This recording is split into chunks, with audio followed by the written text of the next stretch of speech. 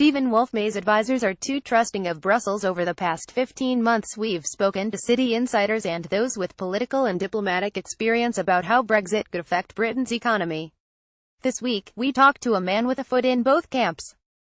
Woolfe May is a city lawyer who has worked for several top financial institutions including UBS and Standard Bank and was a senior figure in the Hedge Fund Association. In 2014, he was elected to European Parliament under the UKIP banner for the North West region. Now an independent MEP, he is a member of the European Monetary Affairs Committee, one of the only members who has actually worked in banking, he wryly notes. Woolfe developed UKIP's migration policy, and continues to be interested in this area. Earlier this year he published a paper for the Leave Means Leave Pressure group on how immigration policy could work after Brexit. His idea is to have a fixed number of work permits, which would be allocated to various sectors by a special advisory committee, based on consultation with industry. The individual visas would then be allocated on a points basis, so they would go to those most qualified. In effect, people would be admitted on the basis of their CVs, so highly skilled workers would still be able to work here, while reducing net migration to around 50,000. Woolfe agrees that a special visa should be created to allow or even encourage those EU citizens already working in the UK to remain in an attempt to minimize disruption to the economy. However, he thinks that in return they should notify the government of their intentions and observe UK laws. This means their automatic right to bring in foreign spouses should be replaced with one conditional on income.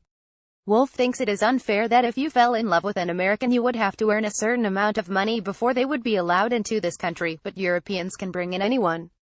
He's also bullish about the benefits of Brexit for both the City of London and the wider economy. In his view, European regulations have imposed huge costs, especially in the areas of reporting, capital requirements and bonuses. Indeed, he is particularly critical of the MiFID II Markets and Financial Instruments Directive rules on solvency and benchmarking. Leaving the EU will also allow us to reform the taxation system in a more business-friendly way and make it easier to support firms directly, which is currently made very difficult by rules requiring Brussels to approve anything that could be seen as state aid for companies. Woolfe suggests that the government can deal with the possible loss of financial passporting by setting up a dual regulatory regime.